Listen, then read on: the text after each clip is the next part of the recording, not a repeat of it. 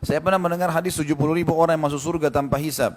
Salah satunya orang yang tidak minta diruqyah. Lantas bagaimana hukumnya meminta ruqyah untuk orang lain? Karena teman saya terkena gangguan jin dan sakit sudah lama, dan salah seorang peruqyah berkata bahwa yang dimaksud hadis itu adalah ruqyah syariah. Jadi tidak mengapa kalau ruqyah. Apakah saya masih bisa dan termasuk orang yang masuk surga tanpa hisab? Dan apakah mendengar MP3 ruqyah sama dengan meminta di ruqyah? Tentu teman-teman sekalian harus difahamin. Saya sudah berapa kali jelaskan hadis ini ya. Jadi yang dimaksud dengan hadis Nabi SAW 70.000 dari umatku masuk surga tanpa hisab, ya, adalah gitu, itu yang tidak bertato, kata Nabi. Tato kan haram ya, perbuatan haram.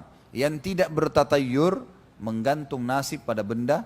Kayak pernah saya kasih contoh, tangan kanan gatal mau dapat duit lah, apa tangan kiri mau keluar, apalah khurafat semua ini. Itu namanya tatayur.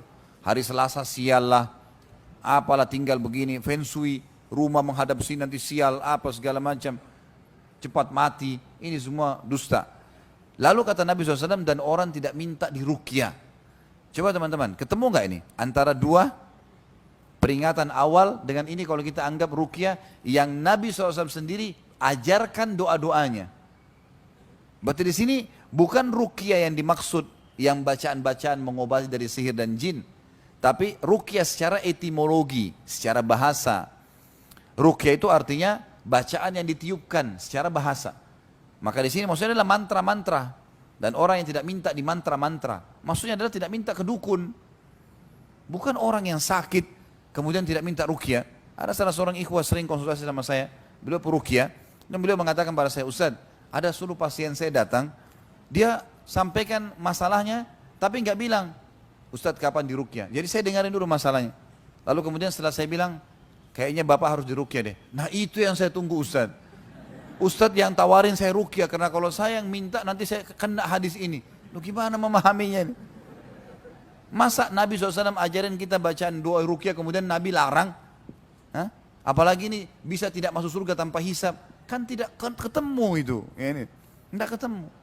Harusnya memahami baik-baik gitu kan. Allahu a'lam ya. Ini yang saya ketahui. Bisa ditangkap secara rasional kok. Itu adalah etimologi. Sama dengan makna hadis yang lain berbunyi ar-ruqa wat tamaima wat tiwala syirkun. Ar-ruqa jamak daripada ruqyah. Mantra-mantra yang dibaca kata Nabi SAW, kalung-kalung yang dipasang, yang diikat di badan, yang diikat di hewan, ya, adalah perbuatan syirik. Ini ruqa di sini jamak ruqyah loh. Berarti syirik.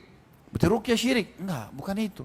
Maksudnya mantra-mantra jin, mantra-mantra dukun gitu, ya. Jadi nggak ada masalah itu, insya Allah nggak ada masalah gitu. Allahu a'lam, itu yang saya tahu. Kalau mendengarkan MP3 ya itu sama, tidak ada masalah.